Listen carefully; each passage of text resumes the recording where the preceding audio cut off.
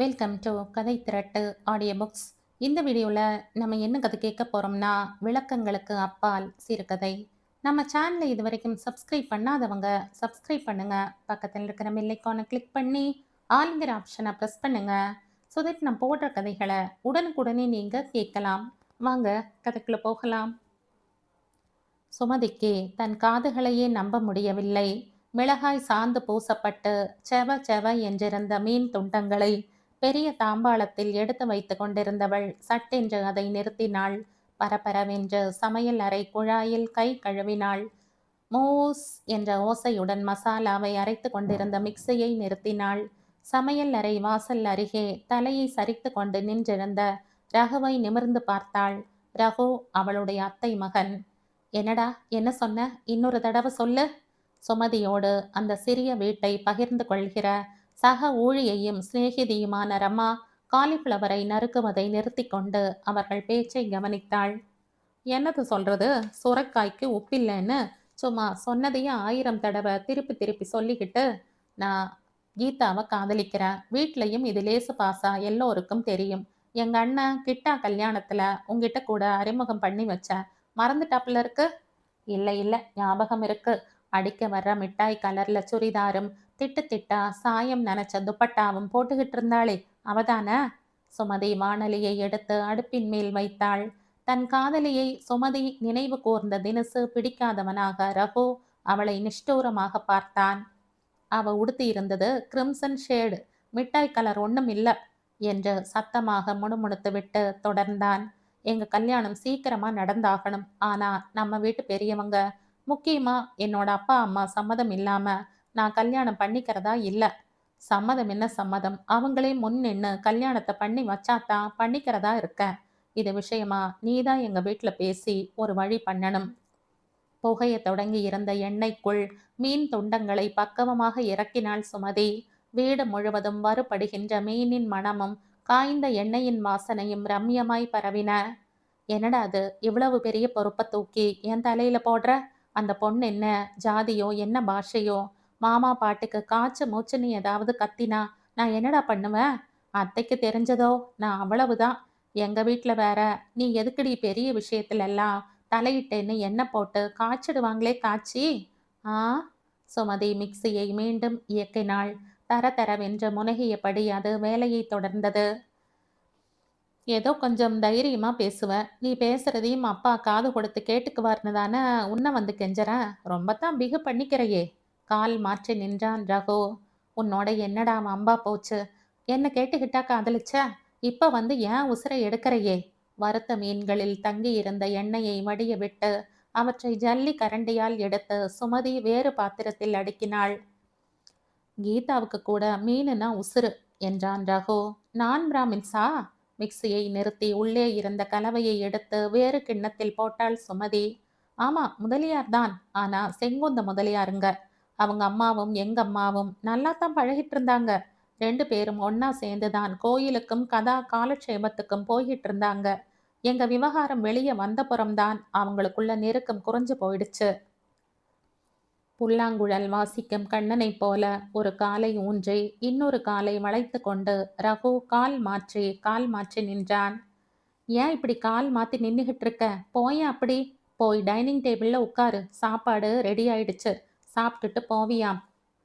அறிந்து வைத்திருந்த காலிஃப்ளவரை உப்பு கரைத்த வெதுவெதுப்பான நீரில் அமுக்கிவிட்டு எழுந்த ரமா டேபிளின் மேல் சாப்பாட்டு பாத்திரங்களையும் உணவு வகைகளையும் மளமளவென்று எடுத்து வைத்தாள். எனக்கு சாப்பாடு வேண்டாம், ஒன்றும் வேணாம். எங்க அப்பா கிட்ட வந்து பேசி சீக்கிரமா என் கல்யாணத்துக்கு ஒரு வழி பண்ணு, அது போதும். ரகு விரல்களால் தன் தலையை கலைத்து கொண்டு ஸ்டைல் காட்டினான். என்னவோ நல்ல சாப்பாடுன்னா நாக்க தொங்க போட்டுக்கிட்டு அலைவியேன்னு சொன்னா ரொம்பத்தான் ஃபஸ் பண்ணிக்கிறையே. கீரை மசியல், முள்ளங்கி சட்னி, மைசூர் ரசம், வஜ்ர மீன் வறுவல் எல்லாம் வச்சு சாப்பிட சொன்னா துரைக்கு இறங்க மாட்டேங்குதோ? இன்னும் கொஞ்ச நேரம் இருந்தியானா காலிஃப்ளவர் குருமா கூட ரெடி ஆயிடும். இஷ்டமா இருந்தா தின்னு, திங்காட்டி போ. ரகுவை தாண்டி கொண்டு சுமதி ஹாலுக்கு வந்தாள். அடேங்கப்பா, 2 பொம்பளைங்க சாப்பிட்றதுக்கு இத்தனை தினுசா? சம்பளம் முழுக்க தின்னே தீத்திடுவீங்க போல இருக்கு. ரகு டேபிள் மேல் இருந்த செம்பை எடுத்து தண்ணீர் குடித்தான். உன் கண்ணுல கொள்ளிய வைக்க சமையல் ரூம் வரைக்கும் வந்து திருஷ்டி போடுறத பாரு. போடா போய் அப்படி உட்காரு, சாதம் கொண்டாரேன். சிரித்தது சுமதியின் குரல். நீ அப்பாவை எப்ப வந்து பாப்ப? முதல்ல அதை சொல்லு. இல்லைன்னா எனக்கு நிஜமாவே சாப்பாடு வேணாம். ரகு மீண்டும் தலையை கலைத்து விட்டு கொண்டான். அடைச்சி எரும மாட, பேசாம தட்டை பார்த்து உட்காரு. ரகு எதிர் பேசாமல் ஒரு பிடி பிடித்துவிட்டு சொன்னதையே திரும்ப திரும்ப 10 தடவை சொல்லிவிட்டு புறப்பட்டான். ரமா அவன் போன பிறகு வாய் திறந்தாள். என்ன சுமி இது சல்லுன்னு போயிடுச்சு. ஏதோ முக்கியமான விஷயமா பேசணுமாம். என்னோட அத்தை மகன் வர போறாப்லன்னு நீ சொன்னப்போ நான் என்னென்னவோ நினைச்சேன். ஆ, ஆமா, உனக்கு வேற வேலை இல்லை என்பது போல ரமாவின் மீது ஒரு பார்வையை வீசிவிட்டு சொன்னாள் சுமதி. எவ்வளவு ஆச்சரியமான பையன் பாரு. இந்த காலத்துல காதலிச்சுட்டு கூட அப்பா அம்மா சம்மதம் இல்லாம கல்யாணம் பண்ணிக்க மாட்டேன்னு நிக்கிறான் பாரு. பேச்சை நிறுத்திவிட்டு ரமாவை பார்த்தாள் சுமதி. என்ன ரமா ஒன்னும் சொல்ல மாட்டேங்கிற? எல்லா விஷயங்களையும் அலசி மனோ தத்துவ ரீதியா விளக்கங்களை அளிப்பதில் ரமா வல்லவள். அவளுடைய அத்தனை மனோ தத்துவ வித்துவத்துக்கும் காரணமாயிருந்தவை அவள் விழுந்து விழுந்து படிக்கும் வாராந்திர மாதாந்திர பத்திரிகைகள், தொடர்கதைகள், மாத நாவல்கள். சிவப்பு கரை போட்ட நீல புடவையை ஒதுக்கி வைத்துவிட்டு நீல கரை போட்ட சிவப்பு புடவையை அவள் தேர்ந்தெடுத்தாள். பெண்களே இப்படித்தான், இதுவே அவர்கள் சுபாவம் என்றோ தார் சாலையை மிதித்தபடி நடந்தான் அவன். ஆம், தார் சாலை மிதிப்படுவதற்காகத்தானே செய்யப்பட்டிருக்கிறது. மிதிப்பதற்கென்றுதானே மனிதர்கள் பிறக்கிறார்கள். பிறப்பும் மிதிப்பும் உலக நியதிகள் அல்லவா என்றோ கதாசிரியர்கள் தத்துவ பினாத்தல்களில் ஈடுபடுகிற இடங்களை அடிக்கோடிட்டுக் கொள்வாள். நேரம் கிடைக்கும்போது தன்னுடைய டைரியில் வேறு அவற்றையெல்லாம் எழுதி வைப்பாள். ஸ்டாம்ப் செலவை பொருட்படுத்தாமல் அக்கதைகளை டக்கர், சூப்பர், தூள் என்று பத்திரிகைகளுக்கும் ஆசிரியர்களுக்கும் தனித்தனியே மாய்ந்து மாய்ந்து கடிதம் எழுதி போடுவாள். இப்படி அரை வேக்காட்டு எழுத்தாளர்களின் ஞானத்தில் இருந்து கிள்ளி எடுத்துக்கொண்ட கால் வேக்காட்டு ஞானத்தை வைத்து உலக நடப்பையும் எதிர்படுகிற மனிதர்களின் மனோபாவங்களையும் நடவடிக்கைகளையும் அலசுவது அவளுக்கு ஒரு மனோவியாதியாகவே ஆகிவிட்டது. பூவை மலர் என்று ரசிக்கிற மனோபாவம் போய் அல்லி வட்டம், புள்ளி வட்டம், மகரந்தம், சூலகம், நிறமி என்று மட்டுமே பார்க்கிற சோக நிலைக்கு ஆளாகி அதை பற்றி வெகுவாக பெருமை வேறு பட்டு கொண்டாள். அதே சுபாவத்தின் காரணமாக ரகுவின் பேச்சையும் ரமா இப்போது அலசத் தொடங்கினாள். எனக்கு என்னவோ இது பாசம்னோ மரியாதையினோ படல. ரொம்ப கெட்டிக்காரத்தனமா கலப்பு திருமணம் காதல்னு பேர் பண்ணி ஒரு பக்கம் புரட்சி பேர்வழி மாதிரியும் காட்டிக்கிட்டு இன்னொரு பக்கம் சம்பிரதாயமான வாழ்க்கை தர வசதிகளையும் விட்டுடாம தேடிக்கிற தந்திரம்னு தான் படுது. ரமாவின் விளக்கத்தில் சுமதி ஒரு கணம் அதிர்ந்து போனாள். மறுகணம் சமாளித்து கொண்டவளாக, எப்படியோ மாமாவை பார்த்து பேசுறதா ரகுவுக்கு வாக்கு கொடுத்தாச்சு. அதை நிறைவேற்றுறதுக்காகவாவது வில்லிவாக்கம் வரை ஒரு நடை போய்தான் ஆகணும் என்றாள். போனாள்.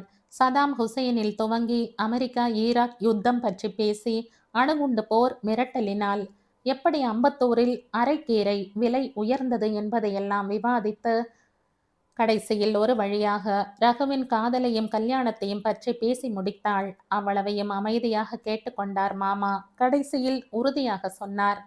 இங்க பாருமா, அவனோட காதலுக்கு நாங்க குறுக்க வரல. அவன் தாராளமா கல்யாணம் பண்ணிக்கட்டும். நாங்க இங்க இருந்தபடியே ஆசீர்வாதம் பண்றோம். எங்களால முடிஞ்சது அவ்வளவுதான். அதுக்குன்னு முன்ன நின்று கல்யாணம் பண்ணி வைக்கிறது அது இதுங்கிற பேச்சுக்கே இடம் கிடையாது. மாமா தனது தூது முயற்சியை தோல்வியடைய செய்து விட்டதில் சுமதிக்கு வருத்தம்தான். இருந்தாலும் ரகு அவன் இஷ்டப்படி கல்யாணம் செய்து கொண்டால் குடும்ப மானமே போய்விடும் என்று குதிக்காமலும், அப்படி அவன் செய்து கொண்டால் குடும்பத்தோடு பிணமாவோம் என்றெல்லாம் பயமுறுத்தாமலும் இந்த அளவுக்கு பெருந்தன்மையாக ஒப்புக்கொண்டாரே என்பதில் சந்தோஷம் இருந்தது. சுமதியைப் போல மாமாவின் பேச்சில் பெருந்தன்மையை காண ரமா தயாராயில்லை. சரிதா, விடா கண்டனுக்கு ஈடான கொடா கண்டன்னு சொல்லு. நீ பாட்டுக்கு கல்யாணம் பண்ணிக்க, நாங்க கண்டுக்காம விட்டுடுறோம்ங்கிறாரு. அவ்வளவுதானே? எவ்வளவு சாமர்த்தியம் பாரு. 4 இடம் அலையாம கொள்ளாம பையனுக்கு கல்யாணமும் ஆயிடும். காதலுக்கு குறுக்க நிக்காத பெரியவருன்னு ஒரு பக்கம் மரியாதையும் கிடைக்கும். வைராக்கியக்கார மனுஷன். பெத்த புள்ள கல்யாணத்துக்கு கூட வரல பாருன்னு இன்னொரு பக்கத்துல கௌரவமும் கிடைக்கும். கல்யாண செலவுன்னு அறக்காசு விட்டெறியவும் வேண்டியதில்லை. ரமா வழக்கம் போல மனோ தத்துவ ரீதியான விளக்கம் கொடுத்து சுமதியை அசத்தினாள். வெளியூரில் வேலைக்கு போன ரகு என்னாச்சு என்று விசாரித்து தந்தி கொடுத்த போதும் உள்ளூரில் இருந்து கீதா மிரட்டுகிற தொனியில், அப்போ ரகு என்ன பண்ண போறார்? அவரோட அப்பா எங்க கல்யாணத்துக்கு முன் நிக்கலேன்னா, அவர் என்னை கல்யாணம் பண்ணிக்க மாட்டார். அவ்வளவுதானே? அதையாவது உடைச்சு சொல்லிடுங்களேன். நான் ஏதோ எனக்கு வசதிப்பட்டாப்ல ஏதோ ஒரு விதமா செட்டில் ஆயிக்குவேன் இல்ல? என்று பேசிய போதும் கூட ரமா சளைக்காமல் மனோதத்துவ விளக்கங்கள் கொடுத்து கொண்டேதான் இருந்தாள். சுமையை சுமதியின் தோளில் இறக்கி வைத்துவிட்டு பிரிவாற்றாமையால் துடிக்கும் காவிய காதலனாக தன்னை கற்பித்துக் கொண்டு ரகு சுகம் காண்கிறானாம். தேவையில்லை என்று அலட்சியமாக தூக்கி எறிகிற எதுவும் தேடி வந்து காலடியில் விழுந்து என்னை ஏற்றுக்கொள் என்று கெஞ்சும் என்கிற எண்ணமாம் கீதாவுக்கு.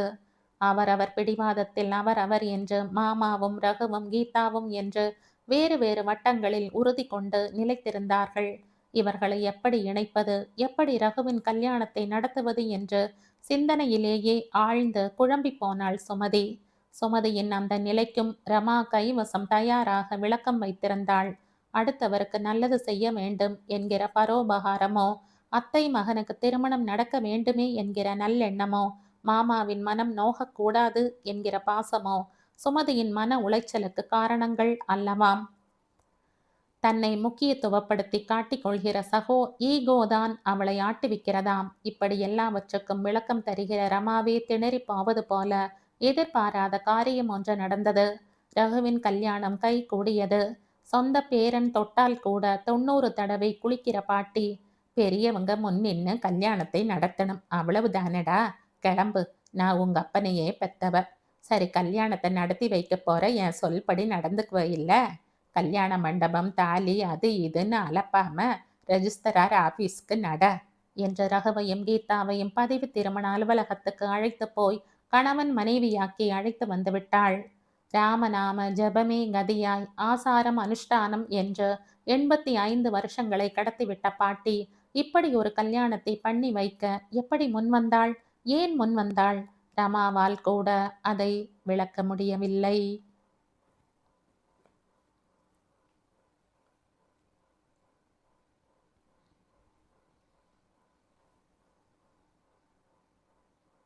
இதோடு இந்த கதை முடியுது. இந்த கதை உங்களுக்கு பிடிச்சிருந்தா லைக் பண்ணுங்க, ஷேர் பண்ணுங்க, சப்ஸ்கிரைப் பண்ணுங்க. மற்றும் ஒரு இன்ட்ரெஸ்டிங்கான கதையோட அடுத்த வீடியோவில் சந்திப்போம். பாய். தேங்க்யூ.